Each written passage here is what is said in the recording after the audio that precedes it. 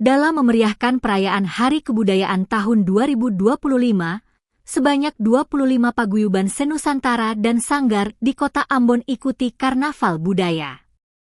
Pantauan tribunambon.com di Lapangan Merdeka Jumat, 17 Oktober 2025.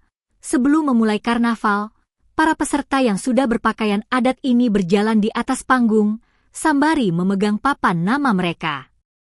Usai itu, para peserta langsung berjalan sesuai rute yang ditentukan, yakni start dari Gong Perdamaian lewati Bank Indonesia, lanjut jalan ke Uri Mesing, terus sekolah PGRI lewati Bank Sentral Asia, BCA, Balai Kota dan kembali ke Lapangan Merdeka. Marching band dari SMA Saverius dipercayakan untuk memimpin barisan depan, baru diikuti dari peserta lainnya.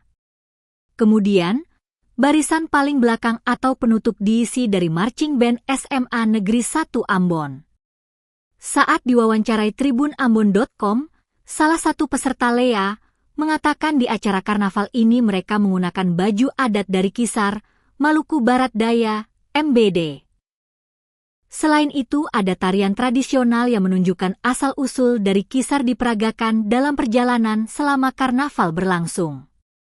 Dirinya berharap kegiatan budaya ini dapat ditingkatkan dan didukung banyak pihak untuk memperlihatkan berbagai budaya di Indonesia, terkhususnya di Maluku. Diketahui, diselenggarakan oleh Badan Pelestarian Kebudayaan, BPK, 20 Maluku dalam menyongsong perayaan pertama Hari Kebudayaan 2025. Perayaan ini akan berlangsung selama 2 hari pada 17 sampai 18 Oktober 2025 di Lapangan Merdeka Kota Ambon. Kegiatan ini akan dibuka langsung oleh Wakil Menteri, Wamen, Dalam Negeri, Ahmad Wiyagus, dan dihadiri juga Gubernur Maluku, Hendrik Lewerisa dan Wali Kota Ambon, Bodewin Wattimena. 2, 1, selamat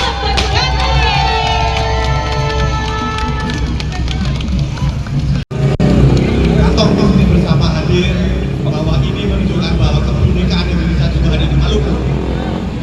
Maka hari ini kita menunjukkan bahwa kebudayaan itu